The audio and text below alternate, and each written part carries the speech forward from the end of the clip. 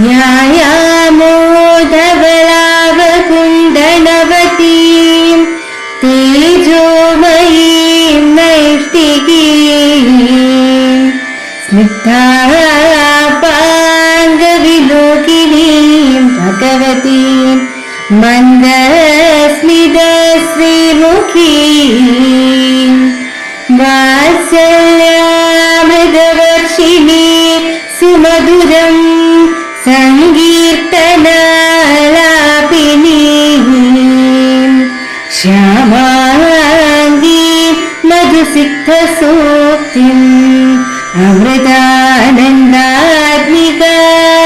ഈശ്വരീ ഗജാനനം ഭൂതഗണാതിസേവിതം കവിത്തജംബൂഫലസാരഭക്ഷിതം ഉമാസുതം ശോകവിനാശകാരണം നമാമി വിഘ്നേശ്വര പാദപങ്കജം കൂജന്തം രാമ രാമേതി മധുരം മധുരാക്ഷരം ആരുഹ്യ കവിതാശാഖാം വന്ദേ വാൽമീകി കോകിലം. ഓം ഹരിശ്രീ ഗണപതയേ നമഃ. അവിഘ്നമസ്തു. ശ്രീരാമ രാമ രാമ ശ്രീരാമചന്ദ്ര ജയ. ശ്രീരാമ രാമ രാമ ശ്രീരാമഭദ്ര ജയ. ശ്രീരാമ രാമ രാമ സീതാഭിരാമ ജയ. ശ്രീരാമ രാമ രാമ ലോകാഭിരാമ ജയ. ശ്രീരാമ രാമ രാമ രാവണാന്തക രാമ. ശ്രീരാമ മമ ഹൃദി രമതാം രാമ രാമ. ശ്രീരാഘവാത്മാ രാമ. ശ്രീരാമ രമാപതി. ശ്രീരാമ രമണീയ വിഗ്രഹ നമോസ്തുതേ. ശ്രീരാമ രമണീയ വിഗ്രഹ നമോസ്തുതേ. നാരായണായ നമോ നാരായണായ നമോ നാരായണായ നമോ നാരായണായ നമ. നാരായണായ നമോ നാരായണായ നമോ നാരായണായ നമോ നാരായണായ നമ.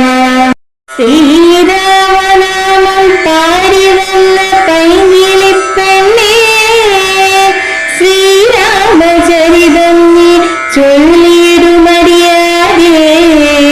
ശാരിക പൈതൽ താനും വന്ദിച്ചു വന്യന്മാരെ. ശ്രീരാമസ്മൃതിയോടെ പറഞ്ഞു തുടങ്ങിന. യുദ്ധത്തിനായി കൊണ്ടു മിത്രാത്മജൻ വിളിച്ചിടിനാൻ. പിന്നെയും ക്രുദ്ധനായി കിഷ്കിന്ധാപുരദ്വാരി ദത്വാ മഹാസിംഹനാദം രവിസുതൻ. ബദ്ധരോക്ഷം വിളിക്കുന്ന നാദം തഥാ ശ്രുത്വാതിവിസ്മിതമായൊരു ബാലിയും ബദ്ധ്വാ പരിഹരം വിദ്ധായ സത്വരം ബദ്ധവൈരം പുറപ്പെട്ടൊരു നേരത്തു. ഭർത്തുരഗ്നി ചെന്ന് ഭദ്രാസുനേത്രനായി മധ്യേ തടുത്തു ചൊല്ലിടിനാൽ താരയും. ശങ്കാവിഹീനം പുറപ്പെട്ടതെന്തൊരു ശങ്കയുള്ളിൽ എനിക്കതു കേൾക്കണീ. ശ്രീരാമനാമ മഹാഭഗാരാഘവ നാരായണൻ നിൻ തിരുവടി നിർണയം. ഞാൻ അറിയാതെ പറഞ്ഞതെല്ലാം തവ മനസ്സേ കാരുണ്യമോടും ക്ഷമിക്കണം. നിൻ തിരുമേനിയും കണ്ടു കണ്ടാശു ഇന്നന്തികെ താവകമായ ശരണേറ്റു. ദേഹം വീക്ഷിപ്പതിനു യോഗം വന്ന താഹന്താ ഭാഗ്യമെന്തൊരു ചൊല്ലാവതും. സാക്ഷാൽ മഹായോഗി നാമ വീണുൽ ദുർലഭം മോക്ഷപ്രദം തവ ദർശനം ശ്രീപദേ.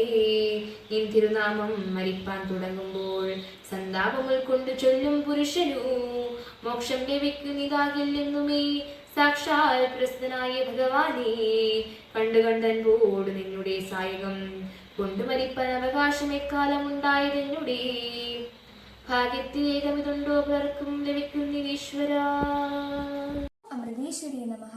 ഇതിഹാസ കാവ്യമായ രാമായണത്തിലെ ശക്തനായ കഥാപാത്രവും വാനര രാജാവുമായിരുന്ന ബാലിയുടെ വധമാണ് ഇന്ന് പാരായണം ചെയ്തത്.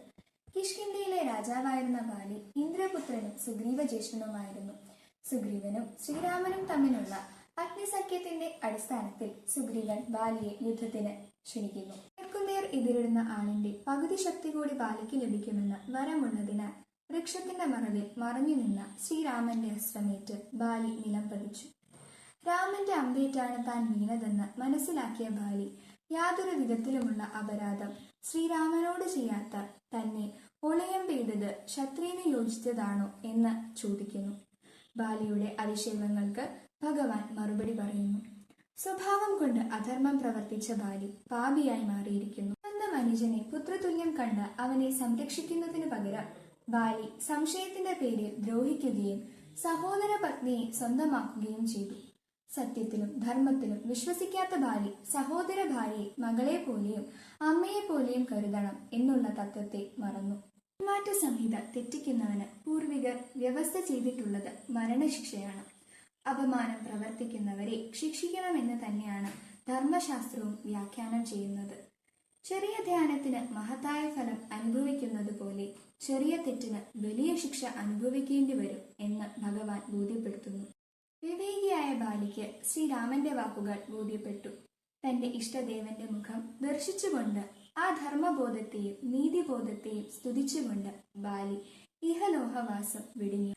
രാജനീതി നടപ്പാക്കുക, ദുർബലരെ സഹായിക്കുക എന്നീ ധർമ്മങ്ങളാണ് ബാലിവധത്തിലൂടെ ശ്രീരാമൻ നമുക്ക് കാട്ടിത്തരുന്നത്. ദുഷ്ടന്മാർക്ക് പോലും തന്റെ തെറ്റ് ബോധ്യപ്പെട്ടു കഴിഞ്ഞാൽ ഭഗവാന്റെ കൈകൾ കൊണ്ട് മോക്ഷം ലഭിക്കുമെന്ന കാര്യത്തിൽ സംശയമില്ല എന്ന തത്വത്തെ കൂടി ശ്രീരാമചന്ദ്രൻ നമ്മെ ബോധ്യപ്പെടുത്തുന്നു. ബാലിവധം നീതി, ധർമ്മം, വാഗ്ദത്വം, സാമൂഹ്യഹിതം എന്നീ മൂല്യങ്ങളുമായി ബന്ധപ്പെടുത്തിയിട്ടുള്ള ഒരു ശക്തമായ സന്ദേശമാണ്. ശ്രീരാമൻ ഒരാളായി മാത്രമല്ല ഭരണാധികാരിയായി കൂട്ടായ്മയുടെ സംരക്ഷകനായി പ്രത്യക്ഷപ്പെടുന്നു. നമഃ ശിവായ.